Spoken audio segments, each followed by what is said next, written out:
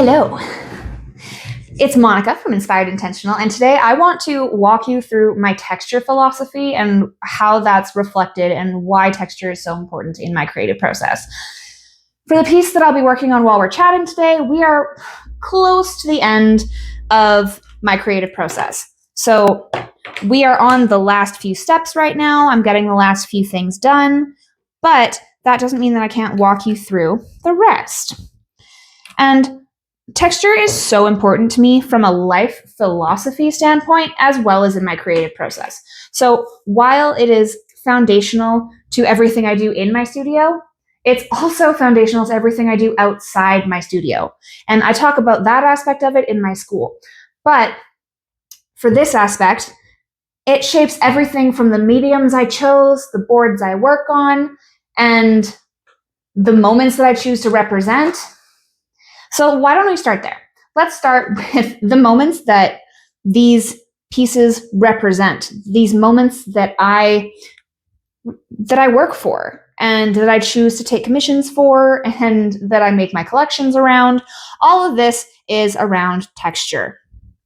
So this commission is very textured, obviously, because it's almost done, but this is a super meaningful moment. It is the first family photo for this brand new family. They just had their first baby. They happen to be close friends of ours. And I am trying so hard, and it is my job as an artist to portray that feeling and that texture and that light of the moment, the importance, the depth in my work. So with that being said, and the fact that the knowledge that this is what every single piece of mine is based around and works around, I think that we are in a place to start discussing the process. And my process is quite lengthy. It takes a few weeks to even a month or two to make a full piece, depending on the size, the range, the complexity, the nature of the human element, how many human elements are present. Everything plays a role into how long this takes. But once you hear a little bit about my process, I think you'll understand. Like I said, I'm towards the end of this one right now, but they don't usually happen this fast. I've put a really important timestamp on this one for me to have this one done before Christmas 2025 for these lovely people, because I want them to have it before Christmas. I want them to be able to have it on their space. I work on wood because it has the most textural capability. You can carve into it, you can engrave it, you can 3D shape it, you can burn it, you can put resin in it, you can add texture on top. I've done work where I've added drywall paste to add structure to pieces, and this was in my exploratory phase. I don't do much of that anymore, but there's so many ways that you can layer texture onto wood. But my process starts real slow. I pick a board of wood that's about 2 to 3 inches thick, and preferably it'll have some imperfections. I don't care if the wood that I'm using and the boards that I'm using for my bases have imperfections in them. In fact, I would prefer it.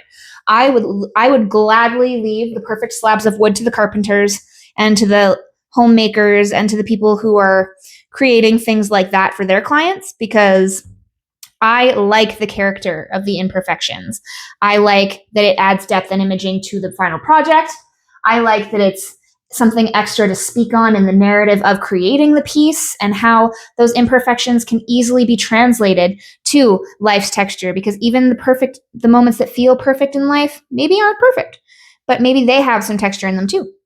Like this piece that I'm doing here, for example, it has a huge divide in the middle of the board where it's missing quite a bit of wood from the top, and it's like the tree started splitting into two, and this is where the board was cut from. And I originally, when I picked the board, was like, I'm not sure how I feel about this. But as I started working, it grew on me. And it turns out that that split in the wood goes right down one of the main people in focus here. But I think that actually is really cool, because the way I do it, those cracks are filled with resin, which adds illumination to her. And I just think that adds extra depth that you wouldn't get from a perfect board, or that would be harder to get with a perfect board. The next step after that is sanding off all the saw marks, sanding off all of the human manufactured errors. So usually when I get pieces, they're straight from the sawmill, which means that they have very rigid and very ingrained lines from saw marks and cutting marks, and those I don't want to translate into my pieces. Those are not part of the narrative that I'm wishing to unleash and brighten here. So that usually takes one sitting. You can usually get all of that done in one go. But if I can't, it might take up to 2. Then after that comes the honestly hardest and most time-consuming part, which is carving out the resin channels where I'm going to put resin in designed ways. So I pour resin both in the wood's imperfections, but also into specifically engraved designs and carved resin channels. So that's usually the first thing I do. And then once the resin channels are carved, I add texture through carving. So I find an element in the design that can be carved to add some 3D depth to it. In this piece in particular, it's this bottom part down here, which is like a bouquet of tulips. And that is engraved. It's not fully 3D. I am working on my engraving skills. But it's very close, and it has a lot of depth. You can see where the darks and shadows are supposed to be, even without having light on it in that way, which is amazing and super, super fun. But following that, I go through and I go over it. But this engraving part and this 3D carving part is done in 2 phases. It's done with the first step, which is a set of chisels and just going ham and getting out as much wood as I can so that the outline shape is there and so that I can see where the depth is supposed to be and where the highlights are supposed to be. And then I go in with a rotary tool with a sandpaper bit and really, really carve out and smooth in the design and make sure that the shape looks the way I want it to, and make sure that everything is giving the look that I want it to give. And I've talked before about how usually I do steps like this. I do certain steps in my work with lighting in mind.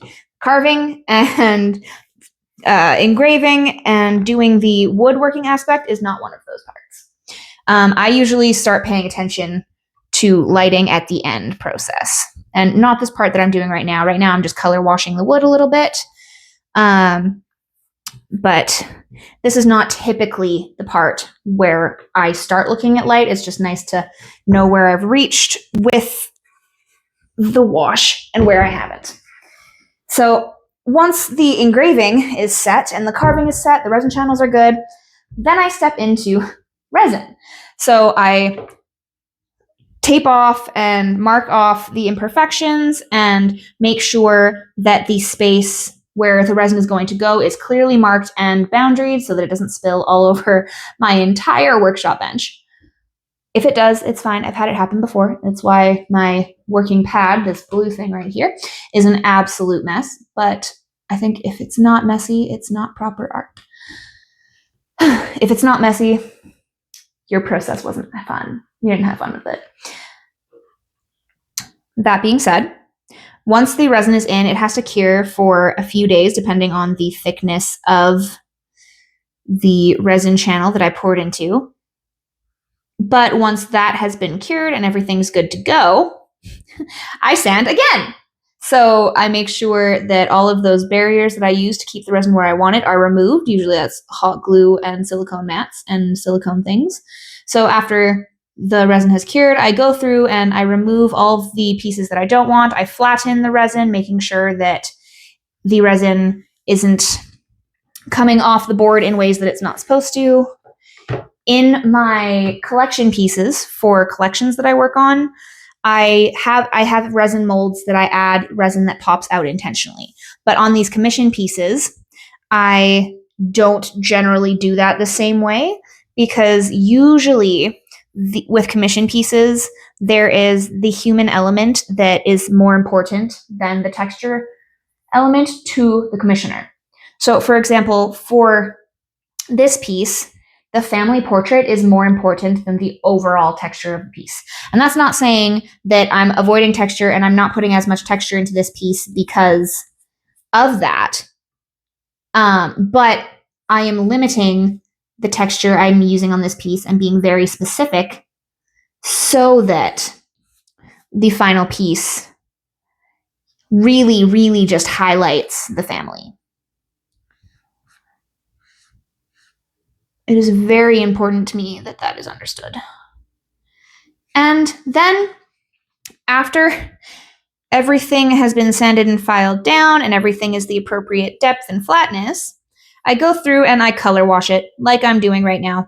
So generally, I add some depth to the overall board and do a color wash over everything except the wood burnt design. So you can see that I'm doing that here. I'm coming in with my color wash and I am going over the board with some straight brown to add extra depth to the character of this wood because this is a rather light grained wood. And I just wanted to make it extra pretty. I do this with all of my works, even if it is a piece that a light grain wood would look good. I still go through and add an extra wash over it just because I think it adds some cohesion and it does something that I haven't figured out how to explain yet. And not to mention that sometimes I use some little sparkle and some mica powder in my color wash. Not all the time, but sometimes. Once this phase is done, it goes on to the second last phase, which is painting the carved out area and adding paint to add the extra color texture, because we've added the shape texture, we've added the story texture. After that's done, it's the color texture and making sure that there is just depth and color because life has texture and color as one of those textures. La, la, la, la, la. And then, of course, after everything has been done, a final clear coat spray to keep everything in place, protect the design, and then it's ready to ship or deliver, depending on where the commissioner lives. Or depending on just where the overall piece is going at the end. Because if it's a special commission for somebody else, it can get shipped right to that person too. If you've been around for a little bit, you've noticed that there's a consistent theme in my pieces where the wood burnt element is always the human element. And this is because the human element is what makes life. The human element is what gives the possibility for vibrancy. We are the seer, we are the ones who give life's vibrancy the context. Because if we weren't around to experience it, it would just exist.